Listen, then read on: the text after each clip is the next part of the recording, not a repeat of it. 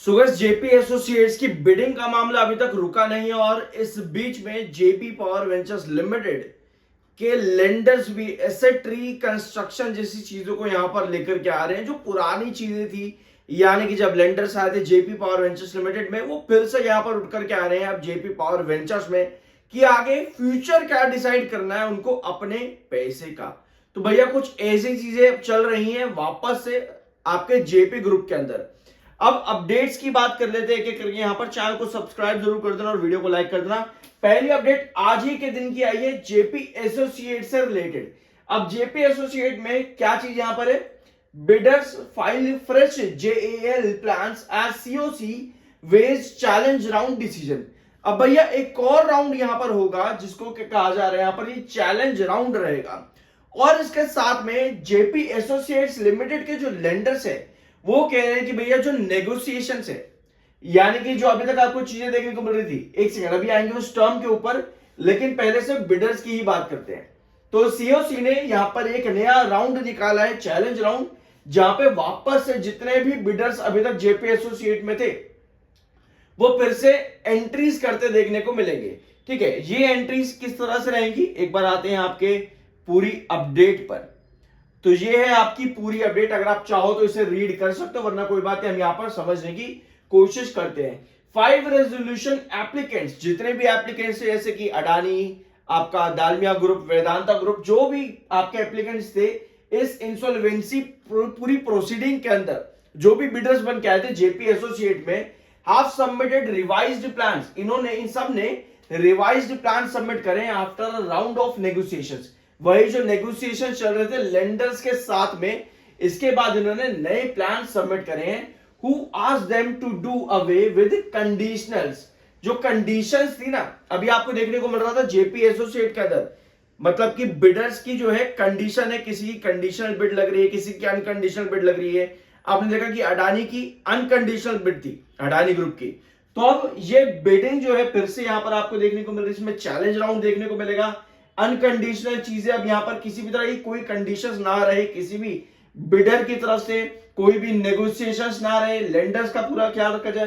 तो सीओसी ने एक नया राउंड यहां पर निकाला इन सब चीजों को नजर में रखते हुए, और शायद कल के दिन अब यहां पर कुछ डिसीजन आता देखने को मिल सकता है।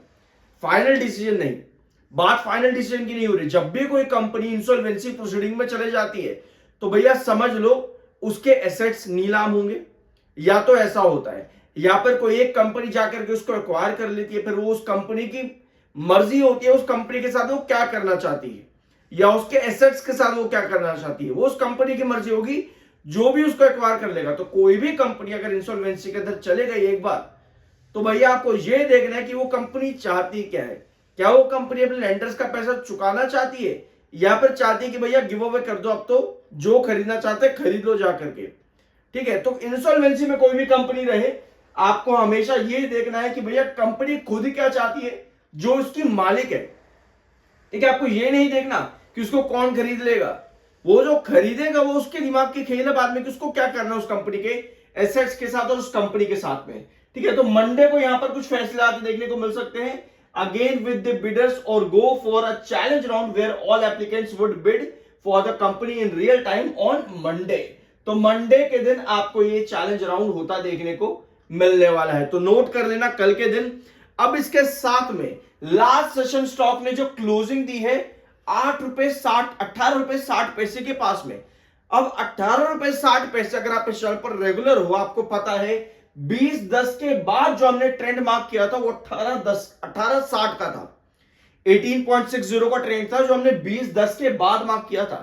तो पिछले सेशन में आप एक बार फिर से यहां पर आ गए 1860 पे, एक बार आए, रिबाउंड किया, अब वापस आ गए क्योंकि रिबाउंड करके सेलिंग आपके पास आ गई थी। अब लास्ट सेशन की जो कैंडल है ये एक बेरिश कैंडल है क्या, ये कैसे डिसाइड होगा, ये डिसाइड होगा कि आने वाले सेशन के अंदर स्टॉक आपको क्या 1860 ब्रेक डाउन कर सकता है। अगर ब्रेक डाउन करता है 1860 और आपके पास कुछ इस तरह की कैंडल फॉर्म हो जाती है, तो आपको पास वापस एक छोटी रिकवरी रहेगी।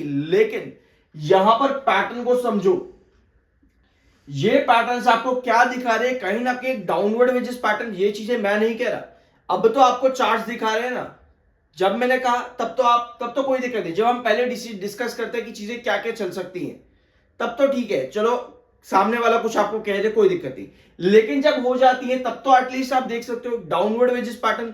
तो अगर कल एक गैप डाउन ओपनिंग होती है और आपके पास इस तरह की कैंडल आती है तो उस गैप डाउन ओपनिंग में आपके पास बाहर सेशन के अंदर ही आते देखने को मिल सकते हैं, जो मोस्ट प्रोबेबली वापस से रिकवरी करने की कोशिश करें 1860 पे। तो हमें कल के दिन यहां पर नजर रखनी पड़ेगी। बाय सेल की कोई रिकमेंडेशन नहीं है, लेकिन आगे जाने से पहले मैं आपको एक बार फिर बता दूं कि आपके जेपी पावर वेंचर्स लिमिटेड में अभी भी जेपी पावर वेंचर्स लिमिटेड में 2024 के सारे पैटर्न लगातार वही बन रहे हैं। फिर चाहे स्टॉक 13 रुपए 23 रुपए 50 पैसे पे गया हो, या 22-20 पे आया हो, या 20-10 पे आया हो, या फिर 1860 पे आया हो, 2024 के चार्ट उठा करके देख लो, एक एक लेवल वही रिपीट हुआ है। ध्यान से देखना, समझ आएगा। ठीक है, अब बढ़ते हैं आगे। अब भैया जेपी पावर वेंचर्स लिमिटेड, जो कहानी जेपी एसोसिएट की अभी तक चली वही कहानी जेपी पावर वेंचर्स लिमिटेड की भी है। ये अपडेट मैं आपके साथ बहुत बार डिस्कस कर चुका हूं, अब तो लगभग 4 बार डिस्कस कर चुका हूं, लेकिन यार ये समझनी बहुत ज्यादा जरूरी है, क्योंकि लेंडर्स अगर यहां पर एग्जिट करते हैं 3800 करोड़ का इन्वेस्टमेंट, अपना पुराने इन्वेस्टमेंट जो कि किया गया था डेट रिस्ट्रक्चरिंग के लिए, डेट रिस्ट्रक्चरिंग के लिए जो इन्वेस्टमेंट किया गया था, अगर यहां पर लेंडर्स एग्जिट करते हैं जेपी पावर वेंचर्स लिमिटेड में, तो आपके पास नाम क्या आ रहे हैं।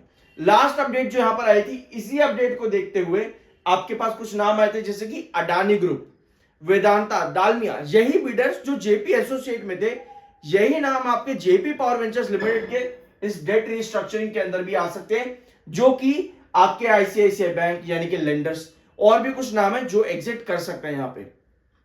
तो ये है पूरी अपडेट जिसको समझना बहुत ज्यादा जरूरी है। लास्ट सेशन 1860 पर ही हमारी क्लोजिंग आई है स्टॉक के अंदर जेपी पावर वेंचर्स लिमिटेड में। तो भैया आने वाला वीक बहुत ज्यादा जरूरी रहेगा, जेपी पावर वेंचर्स लिमिटेड का डिसीजन यहां पर रहेगा कि 1860 सस्टेन होता है या नहीं, क्योंकि 2024 के पैटर्न तो लग चुके हैं लाइन से, चाहे वो 1820 से रैली शुरू हुई हो और 2350 के ऊपर 25 के आसपास तक गई हो। 1820 से ही शुरू हुई थी ना रैली, जून के मिड शायद आसपास कहीं कहीं पे। तो अब 2024 के पैटर्न आपके वापस डाउन ट्रेंड में भी रिपीट हो रहे हैं, तो हमको ये चीजें एनालाइज करनी होती हैं, सब चीजों को मिला करके कि भैया चल क्या रहा है जेपी पावर वेंचर्स लिमिटेड के अंदर। बाकी देखो आपका अपना डिसीजन है, बाय सेल की कोई रिकमेंडेशन नहीं। आई होप कि वीडियो आपको पसंद आया होगा, मिलता है अगले वीडियो में।